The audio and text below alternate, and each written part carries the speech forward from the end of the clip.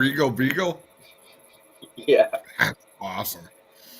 Listen, No, tell the story you said before we went to the countdown. I'm at a work function. We're doing a project at work where we revamp a store. It's filthy, dirty work, and I was sweaty, and it's Tuesday. So they said, Adam, are you coming to the Airbnb? And it's just in Kitchener. I mean, I live in Cambridge. No, I'm going home. It's no, you have to come.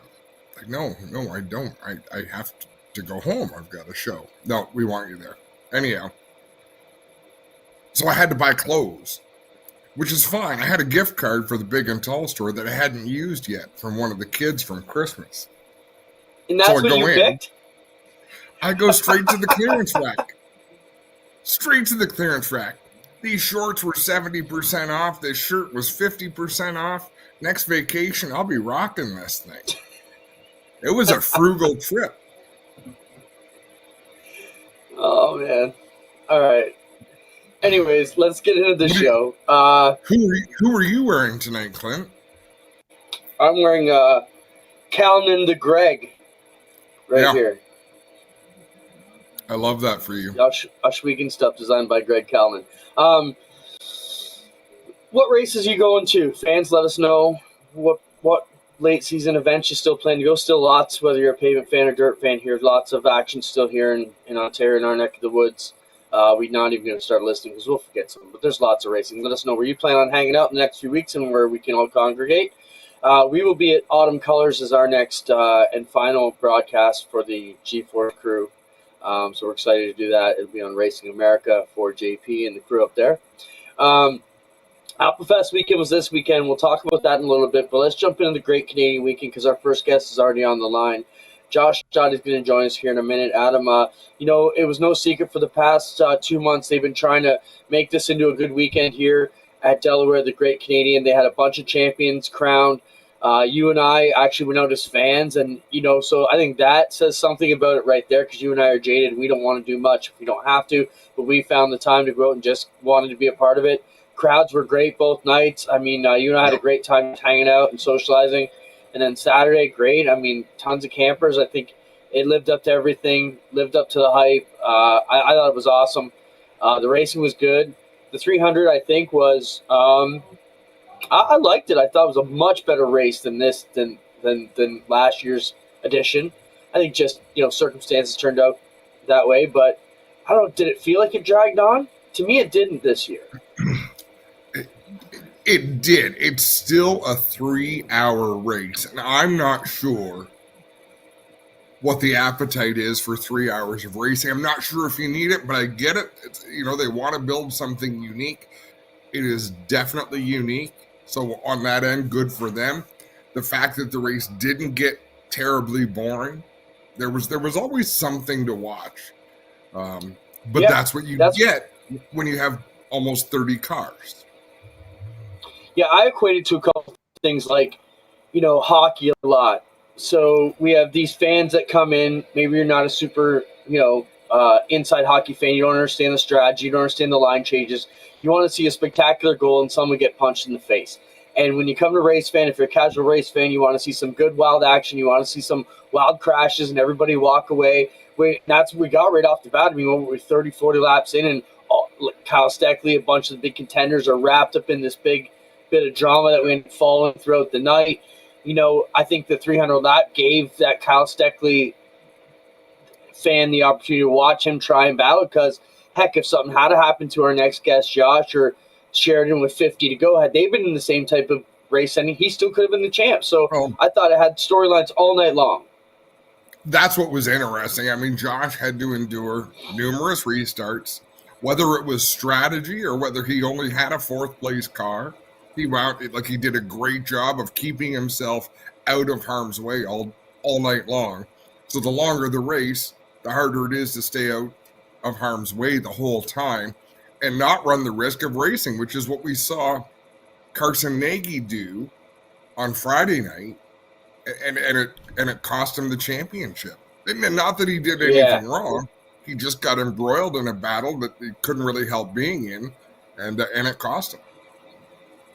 I think you're right. Now that you think about it, they are almost similar. You know, he was running around fourth or somewhere in that vicinity there, just cruising, just had to finish and got wrecked on the last lap. And Zardo, who was a 10th place car at best, probably Lane would tell you, ended up winning the championship because he was able to finish and Carson wasn't. What a wild finish there. Let's bring on Josh Stade.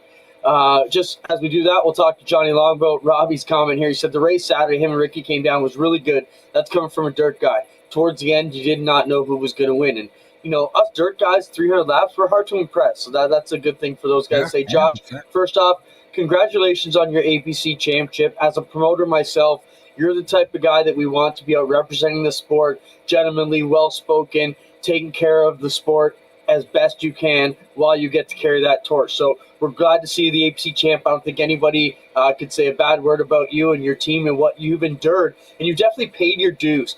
What has it been like since Saturday, since being crowned the champ? Yeah, I mean, it's been pretty unreal, to be honest with you. I mean, this is everything to every one of us, everyone running in the series. You want this title. I mean, I'm joining some of the greatest race car drivers in Ontario that have their name on that. JR being a good friend of mine. I was probably the second driver to my car to congratulate me on it. He was texting me every week saying, you know, you got this, stay consistent all year long. So it's pretty special to yes, it's unbelievable. The only sad part about it is I don't have any hardware to show for it yet until the banquet, but I feel like it should be like the Stanley Cup. You get to bring it home, show your friends, and then return it the night of the banquet or something like that. But no, definitely super blessed, super excited. Josh, how many APC series races have you missed since the series began? I think I've missed maybe one, but I'm not 100% sure. I think I've made 100% of them. I don't know. There's one that I'm sticking in the back of my head. I'm not sure if I was there or not, but yeah, I've been pro APC tour since it started. I loved the model that they came with. I loved the opportunity to try new tracks. I mean, for me in 2015 when they opened this up, Flamborough wasn't a place that I went. Peterborough wasn't a place that I went. Delaware wasn't a place that I went. So it gave me new experiences, and then it helped me sponsorship wise, being like with what G-Force does, just the camera angles and being able to promote it on a bigger scale other than just the fans and the crowd in the stands, and bringing that TV coverage, and then obviously Racing America picking it up definitely helped on the sponsorship side of things to keep going. So I wanna ask a follow-up, Clinton. Back in the beginning, Josh, you weren't the force that you are today. Could you envision down the road being a championship driver?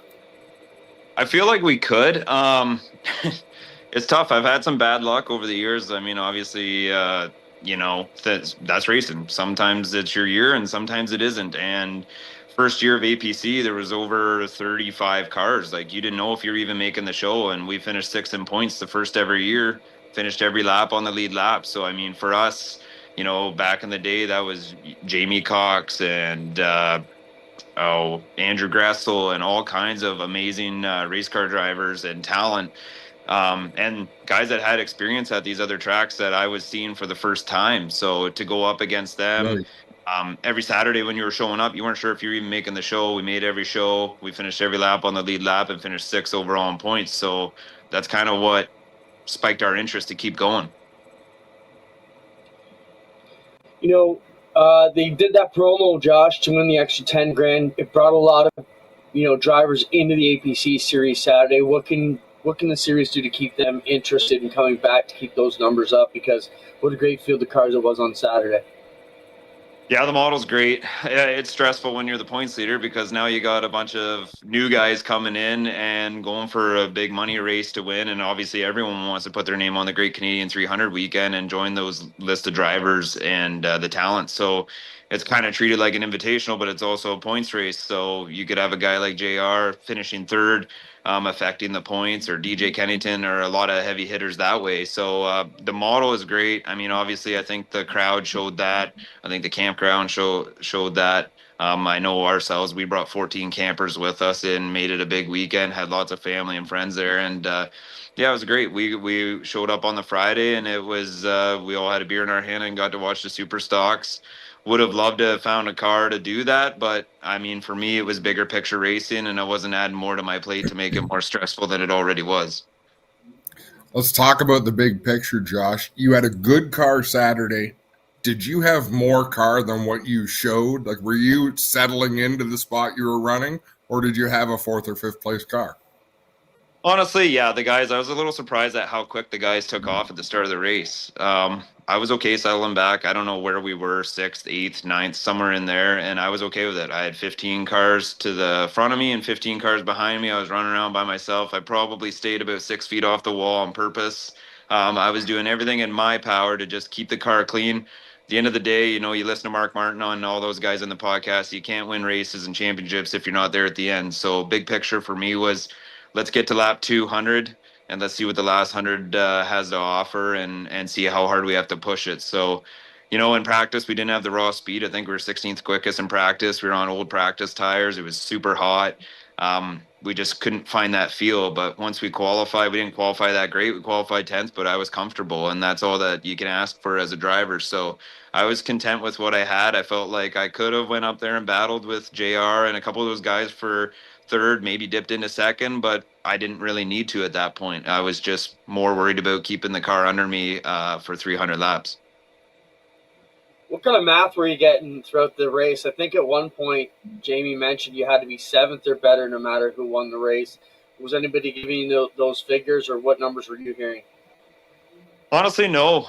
Joe Chisholm's my spotter, and he was doing a great job just keeping me clean. And I think at one point he might have mentioned that, you know, if Jake won, that we would have to finish seventh or better. I think that might have came through once, but for us, it was just keeping it clean and just doing what we do as drivers and a team. And a lot of our radio chatter was like, let's take our time on these pit stops. Let's not beat ourselves. Let's not jaw up the jack. Let's not miss a lug nut. If we got the tires on in one lap, let's take a lap and a half and make sure that the lug nuts are torqued twice and everything's good to go. And same with the fuel stop. Let's be done in decent time. Let's not get any penalties to go to the tail end of the longest line, and let's try and keep some track position. Obviously, you executed everything well. Where were you when the big wreck happened on the front stretch? I think I was running about sixth or seventh. They were coming through 3 and 4, DJ and Kyle, and I think I was just coming into 3 at that point. And Joe gave me lots of notice. He's like, they're wrecking hard on the front stretch here, back it down. And then when we come around 4, I'd already had it woed up. And then there was actually another little scare beside me because you are the points leader, right? And I was parked beside Mercer, and I could smell smoke, and I'm like, man, something's on fire. And then self-consciously as a driver, you're like, I hope it's not me. I need to stay in this. So I actually radioed Joe, and I was like, I think Mercer's on fire. So I actually rolled down towards the inside wall, got my car completely away from the 81, and he did in fact have a little fire under the car that they had to put out. Josh, the suck format, you know, a lot made of the 300 laps. Is that a cool novelty? Should we be changing the strategy up to just full wide open pit stops? What would you guys like to see from your camp? I think it's great the way it is. I think this year them adding the yellows, counting the yellows helps, because 300 laps is a long time, especially with everything you got going on in the car. I mean, you're working. It's Delaware's not an easy place to run 300 laps. You're on the wheel the whole time. So the format I think is great. I mean, but it kind of plays into my kind of driving. I like the extended long races. I feel like I'm decently well at saving my tires and my equipment. And I mean, we've seen it at Sunset, Kyle and Jake running into the corner, and I'm a straightaway back, and I could reel them in within 10, 15 laps and be there at the end if something happened to them. So I'm all for the extended long races. I think it adds excitement, and you see a lot of different strategy. I don't know that live pits are the way to go. I mean, a lot of us are all volunteer teams. So it boils down to safety. You got to make sure that no one's getting run over on pit road, and everyone's getting their tires on, and no one's going to drive, straight onto the wall and lose a right front tire. You don't want to see stuff like that. So I'm all for the format the way it is and counting the yellows. So take the championship right out of the equation, Josh. Can you compare the Great Canadian 300 to the IWK 250? In terms of the race, the level of competition, the overall experience, without it being championship weekend?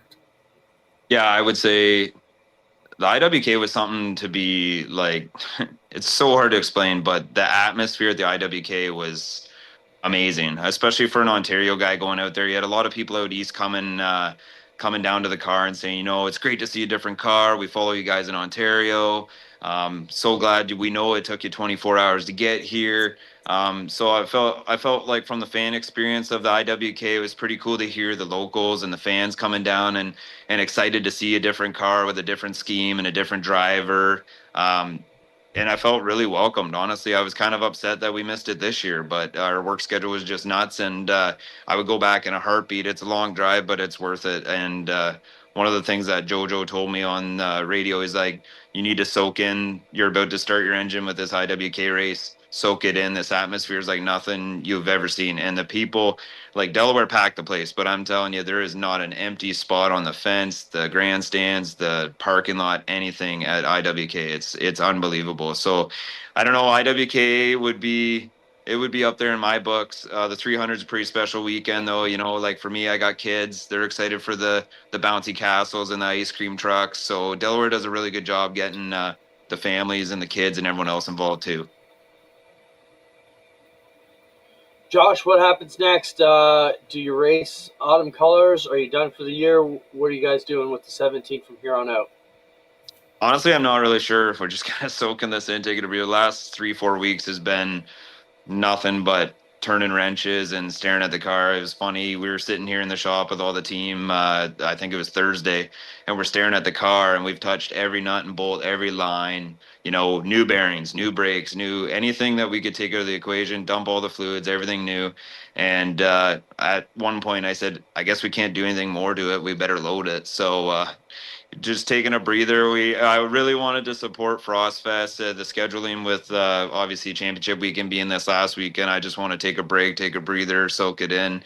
So I'm not going to be there for Mike Schmidt and Caselli, which I kind of feel bad about. But it's been a long season, and I'd like to touch on the fact that our racing, like with this Stade team, has been more than just APC this year. We've won 4 marquee events at Sunset. We won the Junior Hanley Classic, the Steve Slaughter Classic, the Last Dance, the opener with APC, won opening night at Sauble Beach. We've won 5 big races. And I think our worst finish all year was the Friday before when we were testing Delaware. It was 6. So we had consistent top 5s all year and 5 big wins. So super proud of this team. No, and as you should be. I've only got one last question, Josh, and that is the aftermath of the weekend. You've made it to the championship race every year in APC. How did this feel different, having won the title compared to the other years? A lot of mixed emotions. It's a roller coaster of emotions leading up to it, and then you get it, but it's such a long day. Like I can remember, Friday night we had a good night watching the races. That went late. I was up at 6. I went to check my rig, put it in the lineup, and then obviously there's so much adrenaline and excitement going on. You can't sleep, so you have about 3 coffees before the pits open. Then the pits open, and you're working the whole day. So by the time we cleared tech, had a few drinks in the pits, it was like 12:30, and everyone is just whipped from excitement, adrenaline, working, and it was a hot day. Like it was, and it's like a frying pan in Delaware. There's no shade, there's hardly any air moving, and there's so many people down there. So man, relieved that we could get this done. I've been pro APC since we started. I'm happy to represent APC as a champion, and super excited. Congrats, Josh. You did a great job. I like to tell everybody, the young kids, racing, it's the ABCs of racing, the assholes and the bullshit to get to the championships, and you faced all that. You made it happen. So congrats, man, on a great year, and it's good to see you get it done. Yeah, thank you guys for everything you do with the broadcast and bringing us on shows like this, and it's just it's outstanding. Thank you very much. No, we appreciate it, Josh. Talk to you later. Good night. Cheers. Good dude. The whole weekend was great. Delaware does such a great job. I'm just bummed out they got a race head-to-head with us on Fridays, and because, man, I hang out there a lot more. It's such a good spot, just the way it's laid out. And, hey, we've never been let down when we go there, so it's always been good. Our next It guest was is a going to good be Ryan weekend. Turner. Yeah, anything else we want to finish up on the Great Canadian? Yeah, congratulations to Steve Trendle, who won a championship with a car that just did not want to turn, didn't want to go down the straightaway, but he hung in there and made the right moves. That was really cool. Tyler Hahn with his championship, what was it, sixth Oscar Hot Rod Championship, Yeah, 7th overall Hot Rod seventh Championship, I think. overall. So, yeah. Congratulations to him. I mean, that's a series that runs pavement. They went to Brighton there a couple of weeks before that, so you have to be pretty versatile. And of course, congratulations to Lane Zardo. Yeah. What a good group. Their banquet's coming up in a few weeks. Of course, the 4 Points in London. We'll have some coverage of that, I'm sure. Our next guest, Ryan Turner, was down racing in Ohio with the World of Outlaws most recently. We'll bring him on to talk about that. Ryan, welcome to the show. What is it about the 15 car and the fall? It seems like the switch flips around September 6th or 7th every year, and this starts kicking ass. What is it about you guys that makes you pumpkin spicers? I wish I knew because we start with that in the spring. But I like to think, obviously it's all our time on the road, going out there, racing as much as we can. And, I think Brando, the crew, myself, we do a great job of learning from being on the road and keep fine tuning. Keep trying to find different ways to make speed, and we try to relay that every time we hit the track. Obviously, this weekend was a little terrifying for myself going into Ohio against the Outlaws and Ohio in a 410. And, that's never held us back. We try not to let, anything intimidating hold us back. And we just try to go and do the best we can. And talk about your performance. Friday night, would like to have that one back. Definitely not really my type of track. It was hammered down. It was rough. It was rough in wheel pack. So you knew it was going to be definitely gripped up surface. Started slow out of the gates. I think I was last in hot laps, and then we got a little bit better for time trials. We ended up 20th out of 29 cars, and just missed the show by one spot in the B. Just didn't have the right feel of the car.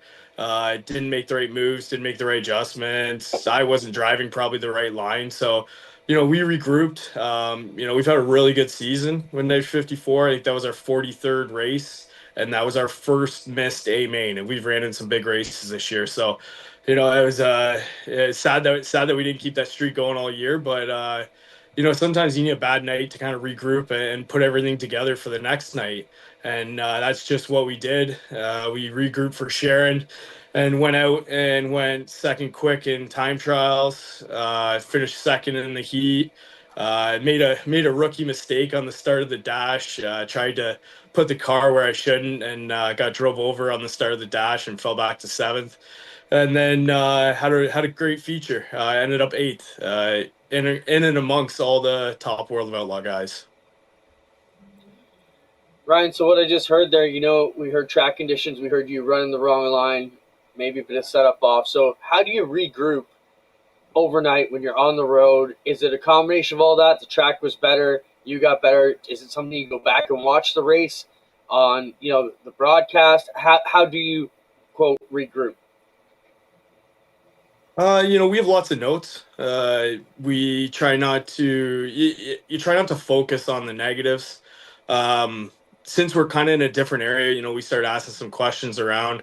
Had some different guys down there help me out throughout the year. AJ Flick helped me before when we were in the 410 down there. Carl Bowser helped me with gear, all that kind of stuff. Even walking through the pits. You can kind of see the blocks under guys' cars. So I might have looked at the two car, what blocks he had under the car, and just little tricks like that help. And we kind of put our swing on things with looking at that, and it's just. And I believe you just got to start with a good car at the beginning of the night. We went on hot laps and we were eighth quick, and came in, and I'm like, we can make that faster for sure. We're definitely a little loose. We can tighten it up, and I just we had a long wait for time trials. There's got it flipped. Took probably about 45 minutes to clean up. So, then you get thinking a little too hard and, about your line and where you got to go, and just made sure I hit my marks and did a great job on putting down 2 good laps. In your pit walk, Ryan, how long did you spend looking at the Blaney car? 5 minutes until I got confused. It is quite the piece. Like, honestly, everything you look at is custom fabbed. Just the thinking that goes into that car. I'm sure there might be some World of Outlaw bans on that car going forward, but who knows with it just winning at one track. It'd be different if they're going out to every track and winning. But there is a lot of great engineering done on that car.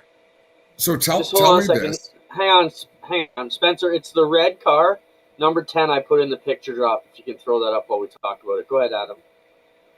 Is there anything you looked at, Ryan? So picture this. When I look at it, it's just a red number 10. Like, I am not well versed in what I'm looking at. There's a picture from the back, Spencer. I don't know if it was put in the dump or not. No, Is there anything, while you looked at it, Ryan, was there anything you thought, you can't do that? Or is it just outside of the box? No, it's just outside the box. Like, everything is stock dimensions. They've moved definitely the wing boards, so that basically as much air can get on it as possible. And then they took the wing and moved it about probably about 18 inches to the right. So yeah, there it is. There you can see it. So basically, it looks like they're getting all the weight on the left side wheels, and then for a lot of people that work on sprint cars, throughout the night, a lot of times we'll move our right rear end. And Blaney, he's got, and let's say a typical spacing number is 18 to 17 and a half inches. I'm going to guess Blaney's is at like 24. It's just so different. And then even the front axle, it looks like he has a wingless front axle. And, a sprint car front axle is about, a normal sprint car, I should say, wing sprint car, is about 2 to 3 inches smaller than a wingless front axle. And then he's also went and spaced that wheel out as well, even further. So if you look at the wheelbase compared to that car behind him, it's got to be at least about a foot difference. Yeah, so what we're talking about for fans, look at the right rears on both these cars, and the gap between, the width between the right rear and the frame is basically what we're talking about, right, Ryan? You can see the Blaney car stepped way out there. So they've got quite a lot more, I guess we're talking, it's track, isn't it? Is that what we're calling that? Or, they got a lot more width. A lot more wheelbase, yeah, left to right wheelbase. And then he's even gone one step further, and he's actually put the wing on an angle.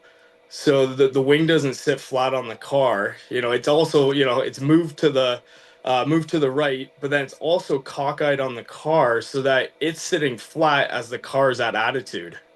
The whole thing is just quite, like I said, the engineering that's gone on to build that car is really intense. And then even his shocks are another step further on top of that. He's got through shaft shocks on there with a coilover spring on the left rear, and it looks like a coilover spring on the through shaft on the top of the right rear shock. I probably just lost everyone right there, but there is so much to it. That's wild. Was there a lot of squawking going on from the Outlaws? No, because I was out there for the dash redraw, and a lot of the guys were bugging them and joking around, but no, honestly, I think they're highly respected. I think the engineering's highly respected, right? The Blaney's been around for a long time, and well respected in the racing world. No, I think I think a lot of them enjoyed it because they were asking him questions about his car on the front stretch. Right on. Hey, Ryan, I got to ask you this question. Sorry, do you have a question about that? A little bit. With the Macedos and the twins. So the picture of them, the Macedo boys holding up Ryan's twins. Ryan, are you friends with these guys? How does this come together that they end up babysitting your son and daughter? So Actually, Cole came and worked out of the Hills Racing Shop when they're up for the Outlaws. So then we were actually getting ready for Ransomville after the Outlaws. We're at Schwegen, and Carson came over, and I remember Carson coming up to our car and be like, "Where are you guys going?" They're like, "Oh, we're going to Ransomville with the high limit." He's like, "Oh, I didn't realize that was that close." So we kind of talked then, and then it was actually Friday night at Millstream. Carson came and stopped by and started talking to Brando and Brian and I, and then we just happened to park right beside him. But actually, we noticed his shirts. I don't know if you could tell the twins had the shirts on, and they got Macedo Bros shirts, and it's Mario and Luigi. And so that's what we got the twins the shirts, got them to sign it, and then got photos. So we were actually parked right beside them, so it worked out good all night. And honestly, they were great to park beside. And a little funny story was Cole was quick time, and Carson was, I think, fourth. And I went out and knocked him down the ladder, and I guess Cole told him right before I rolled out. He's like, "Watch out, this is his jam. It's slick." And sure enough, knocked him off. So that was pretty funny. Right on, man. Oh, that's Let's you know talk about what, the Memorial Championship. Sorry, Adam. Go ahead. no, like, does that make you realize, Ryan, that you've kind of arrived as a force to be reckoned with in terms of a local racer who can compete with the best touring drivers in the world? I like to think so. Obviously confidence is key. Keeping your ego in check is another thing. But no, you can't let them scare you. You have to go out and run your race, run your laps. It doesn't matter who's beside you. You obviously have to know who you're racing against. Like in my heat race, I knew Buddy Kofoid was behind me. I could see him on the board, and I knew he was on the high side. There was no doubt he was on the high side. But yeah, no, it definitely helps out big time. But it's all different games. Like we come back home and racing our local guys back home it's just as tough. You got to race the race and race the track. So it's awesome we can go out and it's awesome for Dan and Brando and our team that we can go out and do these things with Nitro 54 and put on a good show, and obviously continue to learn and continue to get faster and try to bring it home. But every race is different. Every race is a new race. I don't see many owners hooting and hollering as much as Dan does when you guys perform. He has a great time at the races. Let's talk about Merrittville and this place. Ryan, you grew up here with your dad, your grandpa, Uncle Joe. Everybody came out of Merrittville. Coming back to the sprint cars, you got a shot at the SOS Championship against Darren Dryden this weekend. How do you feel about coming into Merrittville? I'm sure you're riding high. Yeah, I got mixed emotions. I've really struggled at Merrittville probably the last 2 years. The 2 years before that, I won a lot of races and wasn't off the podium. And ever since they resurfaced it, I have struggled. So, I got to make sure we're ready. We definitely have a different setup package we're bringing to Merrittville on Saturday. So we're excited that way. And the other way we're excited is if we win the points. So, there's no excuses. Just go get the job done and don't worry about the points. So, obviously we're thinking about the points, but we're going to go and try and win first. What's up after Merrittville, Ryan? You going to do a lot more racing still? We haven't looked at too much. I believe there's Lernerville. We're looking at possibly with the 410. We've been there once already, and now that we've kind of got our we're starting to really roll in the 410. We'd like to go back. After that, I think there's Outlaw with the 360s or with the ESS. We're gonna have to sit down and figure out the schedule. Obviously, it's been we've been traveling every weekend here.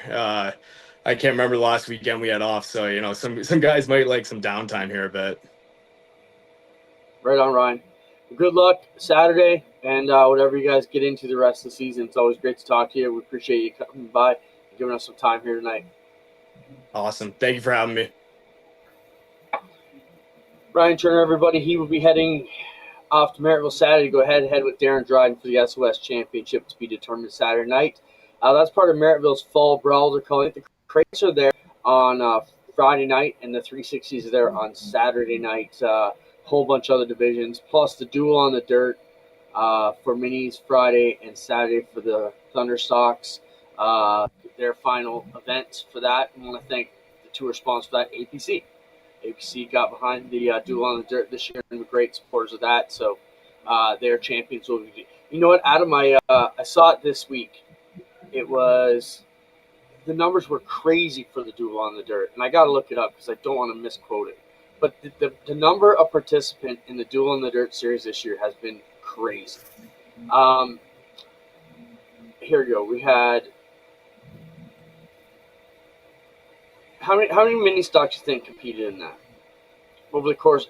Took points.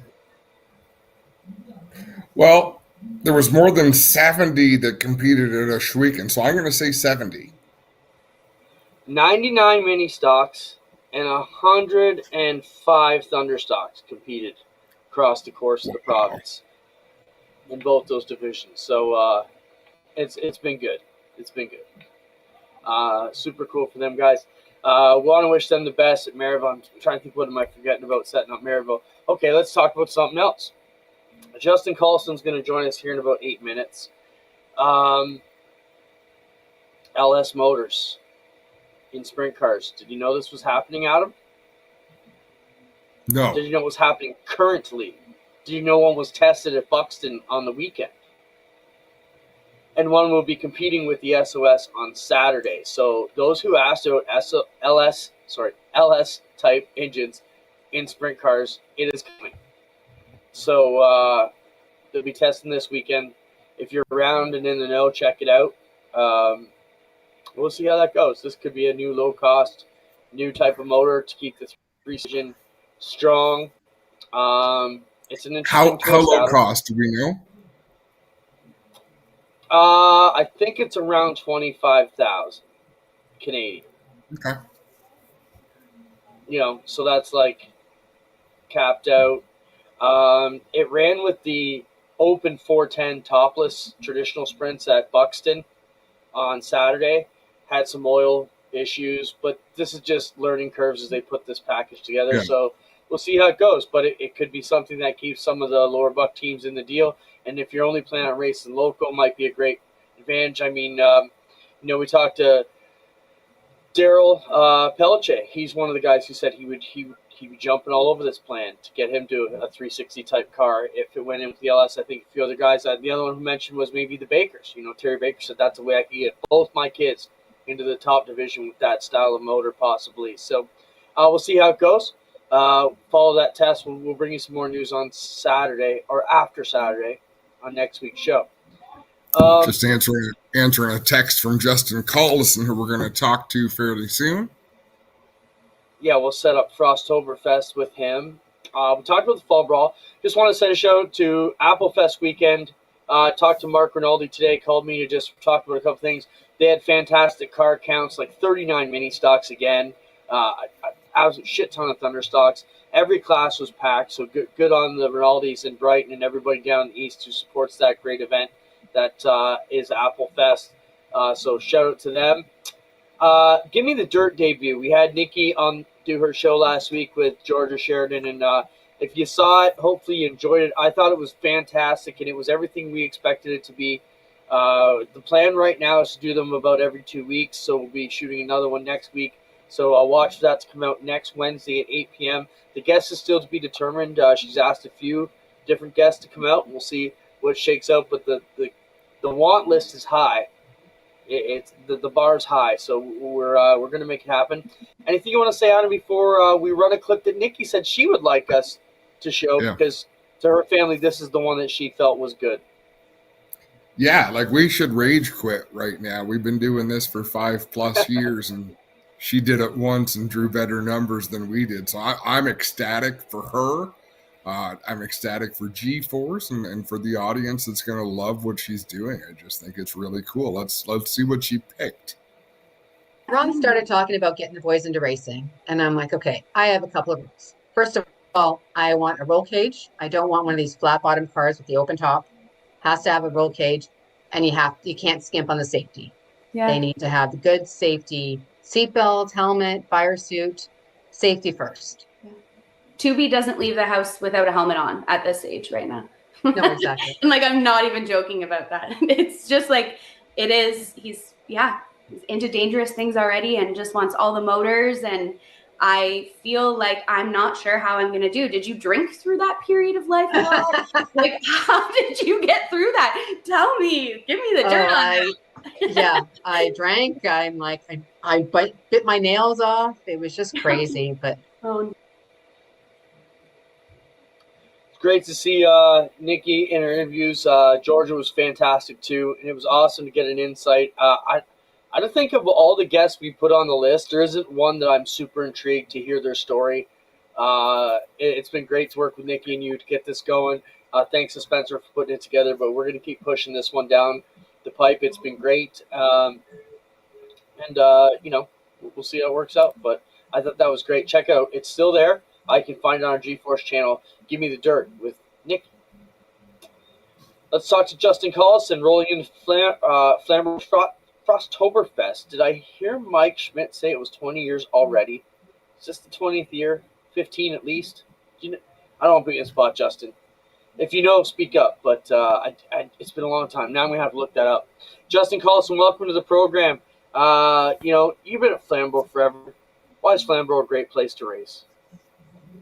Well, it's a tight little bull ring, and it's clean racing most times, and it's a little racy little joint. And John's one of the longest standing track owners going right now, so I just goes to show how much he cares for the sport and loves racing. And believe it or not, he's never been in a race car, which mind boggles my mind. But oh, really? Wow.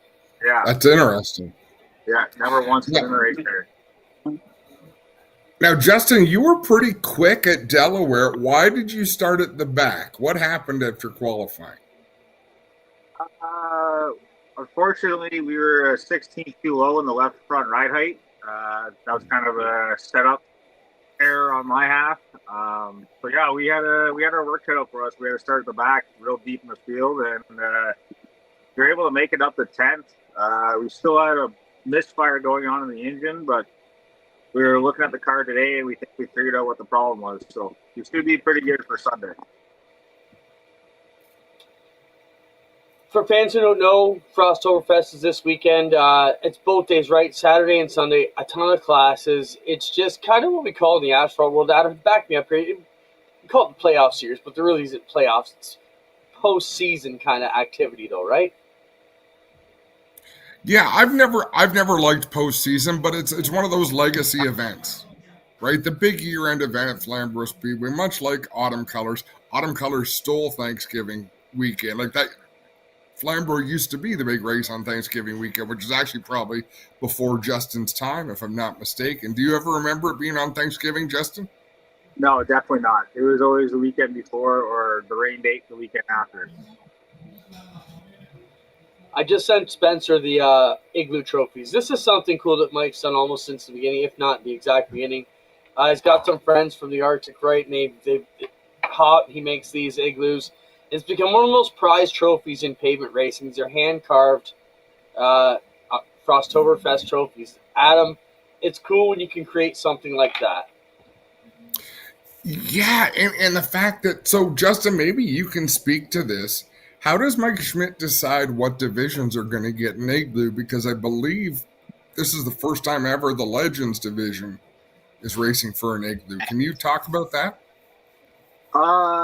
It's the second time. I think they did it back in 2020 actually, I think, or 2019. No, Mike, he just looks at it as the divisions that are supporting the tracks, and he wants to give back to those divisions. Unfortunately, the support wasn't really there very well for the Super Stocks this year at Flamborough and really across the province on the weekly basis. So this year, the Legend cars are racing for an igloo, and the Super Stocks are just racing for bragging rights. Justin, you've been involved in that division, even with your dad, Brad, over the years. What are your recommendations to get the Super Stocks back on track? Because it is still, a great division when everybody can get together and pull on the rope the same way, so to speak. Yeah, I don't know. Biggest thing is I think just cutting the cost for the guys to go racing. The economy right now in the world isn't helping, that's for sure. That's kind of the route that we took with the Steel City series. We limited it down to how many new tires you could have. So guys were, having to buy 13 tires on a whole season. They're only allowed to buy 6. And I don't know. Racers are kind of our own worst enemy because we just want to keep going faster, and the cost goes up when you want to go faster. So I don't really know the answer 100%. I'm trying my best to kind of bring the division back as best as I can. But I don't know. It's a tough game right now, especially where the economy is and just racing in general, the cost of everything. How good did it feel to have almost 30 cars on the track at Delaware? That was pretty cool. Especially when you're starting dead last and you have the whole field in front of you. That was kind of a surreal feeling a little bit. But it goes to show the cars are out there. Definitely, I think what helped Delaware's case is that it was a big purse. That definitely helped, I think. But no, it was really cool. It was good to see. The cars are still there. Because everybody's kind of got to bring them out and support shows as much as they can. Why should fans get out to Flamborough this weekend? Well, it's going to be a jam-packed weekend. I think there's both days. There's at least 5 divisions running. I'm not 100% sure what divisions will be there Saturday. I know Sunday is your mini stocks, bone stocks, super stocks, the Drysdale Triple Crown. I believe I think that's it. I'm not 100% sure. There might be another class running, but it's always good racing at Flamborough. Like, it's one of the raciest tracks going in the province right now. So hopefully we see everybody there on Sunday and Saturday and support John and support the show. What's it going to take to get both Collisons back on track? I want to see Dad racing. Yeah, well, actually, I just got some cool news tonight. Daddy's going to be inducted into the Flamborough Speedway Hall of Fame this year. That's pretty cool. Basically, honestly, it's more just we need help. It's hard to have 2 cars on race day with limited crew help.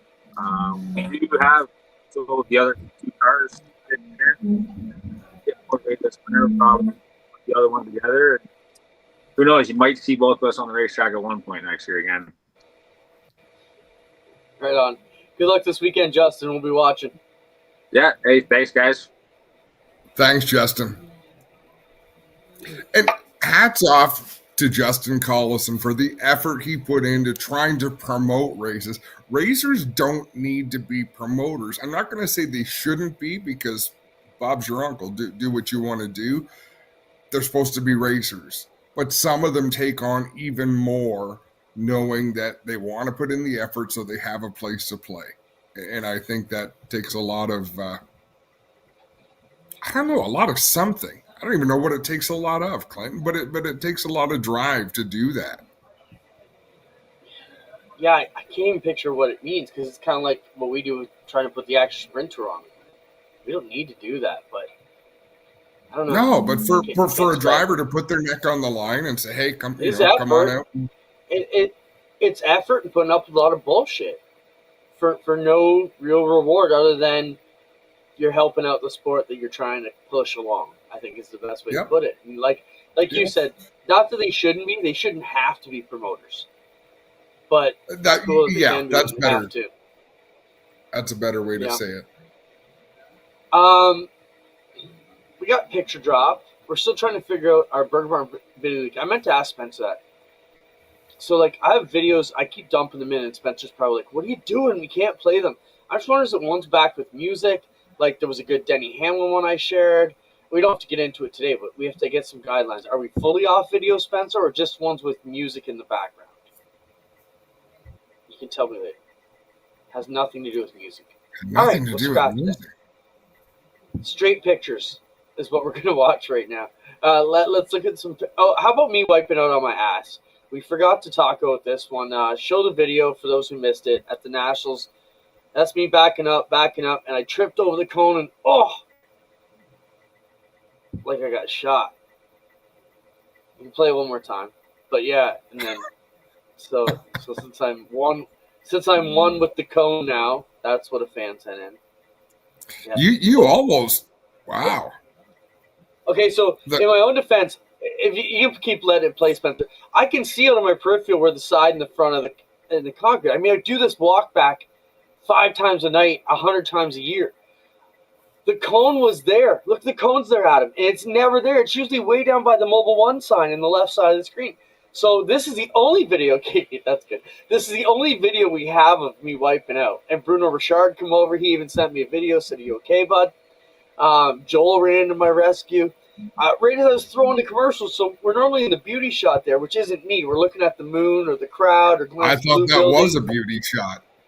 Oh, it's beauty to me. I fell on my ass, and I thought it was a kid behind me. I'm trying to high step over it, fall on my back, and then so since that's the only video we have was the security footage from the top of the tower. So I had Dynamite Dave retrieve it. I said, go back and find out how that cone got there.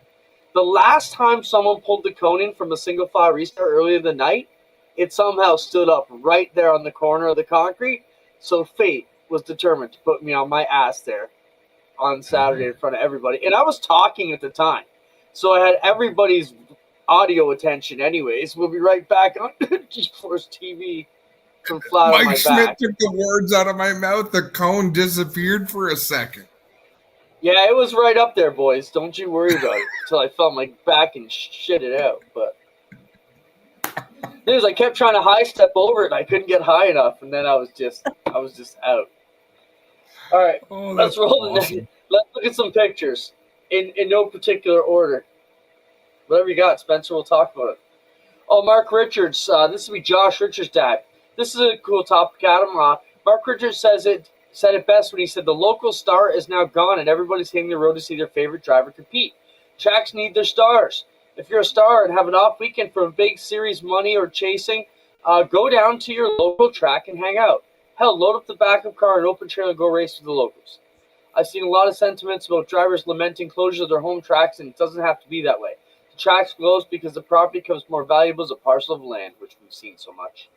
We've got to bring out the value and star power back to our home tracks because realtors and developers want to lick their chops watching a struggling track owner ready to stroke a check. And this day it won't take much, right?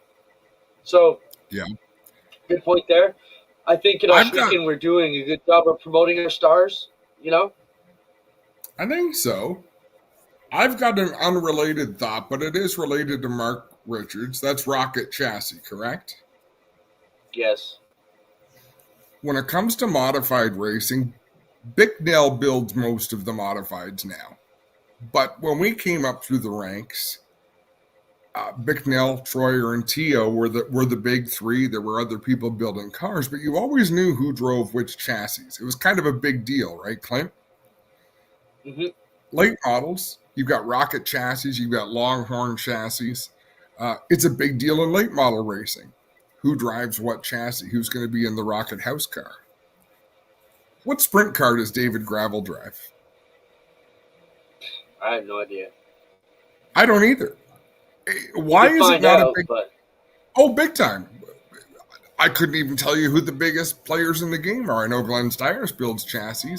Is Eagle chassis still a thing? Even on asphalt, is that a McCall car? Is that a Whitey car? Is it a Port City car? But strangely, in sprint cars, we haven't talked about that much. Good point.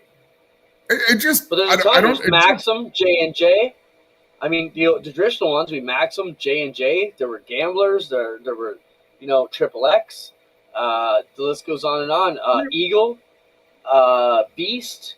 Now the GSR. I mean, Jerry Russell's building them. There's tons of them that go on and on. So, yeah, but we never talked about that. Interesting enough. Because when you look at it at home, the Steyers guys pretty much dominated Nationals weekend with those GSR chassis. And that's a big thing, considering they only started building them a couple years ago. And for them to come out and, do as well as they did at the Nationals was crazy. To have Jordan and DJ win them both and then Nikki win on Saturday, that's something that Glenn should really tip their hat about, because that's super impressive when you think about that. But yeah, we don't talk about that in sprint cars very much. All right, let's look at some more pictures. What do we got, Spencer? Oh yeah, how about this? Tomorrow, 12:30, Thursday at 3 p.m. and Friday at 2 p.m. Set your PVRs. on TSN. The Canadian Dirt Tour is the name of the program you're looking for. Sometimes just as auto racing, 30 minutes segments. Make sure you check it out. It'll be the 4th annual Northern Crate Nationals on TSN, hosted by Adam and Greg, and I think I show up in there somewhere. Awesome to see our guys get that press and love, so make sure you support it. What else, Spencer? Oh, this is just cool. We get the best fans. Fans have started to show up to Ashweekon with signs, Adam. I see it more and more this year than ever, and I freaking love it. Fans, keep those signs coming.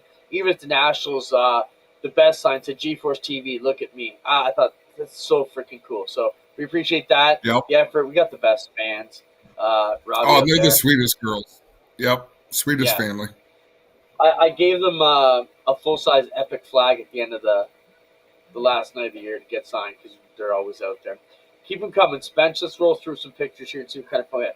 Hey, we asked the teams to do social media stuff. This is from a week and a bit ago when the trucks were going to New Hampshire. Look at this promo the team created, Adam. Going, to New Hampshire, turn the truck into a fishing boat. I just love this type of stuff. Teams, keep being creative like this. This is what's going to keep the sport strong and healthy. Anything you want to add to that, Adam?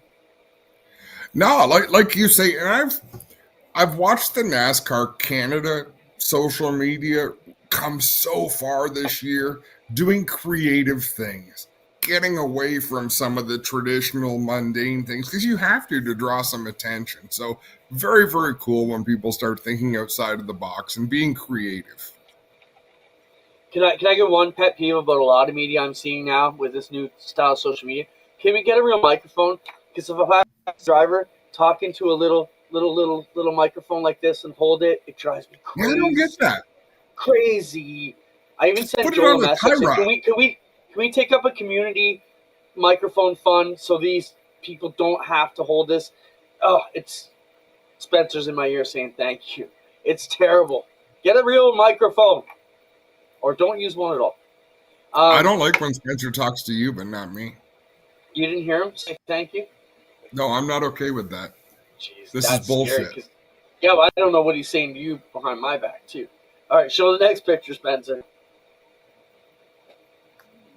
Oh, just Schrader at his coolest. Isn't that the most gorgeous NASCAR era and basic and just, That's like Jack Johnson dirt cool from back in the day. Just everything smooth. Good point. I prefer the cars just a couple of years earlier. Like, to me, the 1985 Chevy Monte Carlo was the best. And that's probably, I'm going to make a fool of myself now, but what's that, maybe 89? I'm not sure. Look at the back window on that car, though. That is slick. Yeah, the back window. And that's what changed. Look at the back spoiler. That thing is laid out. Just the colors, though. Like, just basic and tight. I love it. All right, what else? Are you really ready for it? Are you ready for the dog hot? This is what I'm serving at ACC all week. Not hot dogs. You're getting dog hots all week. Nice. I'm going to roll that fun up in my hand personally. Before we go to the next one, I've just got to say you and Jack did a phenomenal job last weekend. All the stories, all the stuff you chased, Jamie and I making requests, having conversations back and forth while you're showing things. It's just really, really good job. I think our team really showed. I was going to mention that. Super proud of the work we did this weekend on Saturday. It's a long race, and I think, I think we do a good job of keeping it entertaining. The wreck early gave us a lot of work to do up and down pit road, but it was a blast. I think, super proud of what we were able to put together. Thanks for the comments, but we had a great time. Jack and I thrive on it. Hey, the most boring race for us, we got to sit around the infield, do nothing. So, no, totally burn down, and we can bring you the story. We love it. But so I told Jack I was going to beat him in the race, right? So first time we go sprinting off on a real race, I'm right there with him. Second, he looks at me, I'm like, dude, I pulled something in my ass, and I'm not racing you the rest of the night, or you'll be carrying me up and down pit road. But no, it was really cool. And it's great to have Joel from Field Media there with us too. He bailed our ass out. We had major power issues before we went on the air, 10 minutes before. like entire truck shutting down, like AC off, every computer screen just black. But Spencer, Dan, it was funny. I asked Spencer, "Do you need my help? Is there anything I do?" He said, "Go away." Okay. So Jack and I went and ate freezies till we heard the intro, and we got it working. I also want to thank Jason Hathaway and those guys. They lent us a generator from the pits and kept everything going. And the show must go on. So we appreciate that. What else we got? Please show me the what else? Okay, this is you guys working hard. Jeremy's out there documenting what we're doing. This is you guys cutting the intro. Just a cool picture I snapped of you guys at work.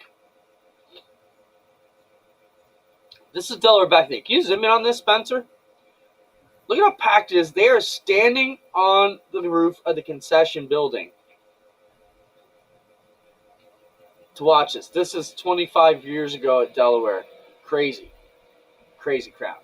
It looked similar to that this weekend.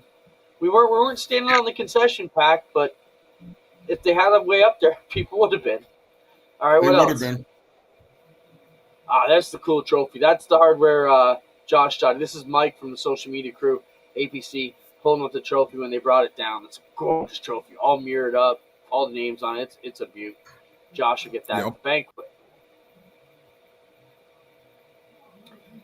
This is something cool they did. All the drivers entered in the Great Canadian 300 on Sunday, a class picture. This is snapped from my phone, so yes, it's dark, but I saw a real photographer picture, and it's a great shot of everybody who's participating. Was Jonathan Art sitting down in that picture? He's leaning against the wall, I think. Yeah. Like Rick Spencer Waltz down at the end. He's a big dude as well, but yeah, John would be leaning back against. He got his butt on the ledge there, which nobody else would be able to do at our height. It hits me mid-waist. I'm not crouching down to sit on that. What else, Spencer? Oh, this is Danny Varon at Fonda, I think, on the weekend, Adam. Look at the height on this modified. Was okay. Yeah, he was okay, yes. Whew. Yeah, that's there's some pictures that just take your breath away. That's one of them. What else? Last one. There you go, Adam. When you tell people your shock package is why you're so hooked up, but you know damn good and well it's the tire dope. Little Bob Ross throwback. Love that. We need a picture of your dad, that Bob Ross, in front of the Bob Ross easel, with a Bob Ross wig on, doing the Bob Ross beat. If you're gonna do that, make it a 3-way with Merv Treichler on the end, because my dad looked just like Merv Treichler back in the 80s. Like it's kind of trippy. Oh, we made it through another week. Thanks everybody for hanging around with us. We are off this weekend, but we'll be hanging around Maryville. I will be. You going to Maryville, Adam? I assume you will be out there with Connor Racing Friday. Yep. All right. Yeah, I don't know where we're going to be. I'm probably going to hang around here. Maybe I'll go up to the lake. I don't know, but I saw Tim's Corner posted he's going to be in Peterborough. So Tim Terry from down in the Maritimes making the trip to Peterborough. That'll be fun. Be good to see him. Yeah, I wasn't sure if he meant he's actually coming or if he was just going to be watching on Racing America with us. No, I think I did read somewhere that he was making the trip. Right on. All right, boys. That does another one. Thanks, everybody, for watching us. Appreciate all our guests for stopping by. We'll catch up to you guys next Tuesday, as usual. We'll see you around. Wait a second. Did we mention the Wall of Fame, the Schweigen Speedway Wall of Fame inductees on the show? I don't think we mentioned it here yet. But we can have them on next week. So Mike Thorne, Mike Evans, and Glenn Stiers were inducted. Believe it or not, Glenn Stiers has not got his ring on his own. The Stiers family has. Yeah. But they didn't get a ring. They just got, acknowledged. So Glenn, as a racer, has gotten in. Mike Thorne, great story there. Missed one night in 20 years, and he was there because his wife wouldn't let him race. He had a concussion from the following week. Wives got to wreck everything. right, Mike? No, I'm only kidding. Laura's a great gal, and probably smart you didn't race that week. Well, we get Mike thrown on here. Good call, Adam. Congratulations to everybody. Mike Evers, just the gentleman of the mini stocks forever. We'll talk about that next week and some other great stories. We've got some cool stuff going on. We'll be there to follow everything happening. Thank you, Spencer, for all you do. Hopefully, enjoy the rest and put some hair back from Saturday. But appreciate it. Calvin dress Rose, code for Hall of Fame. Yeah, dress code's in effect for next week, Clinton. I expect you to up your game a little. What do you mean? Oh, like here at the show. Dress, all right. Dress a little nice. Fair enough. All right. See you guys.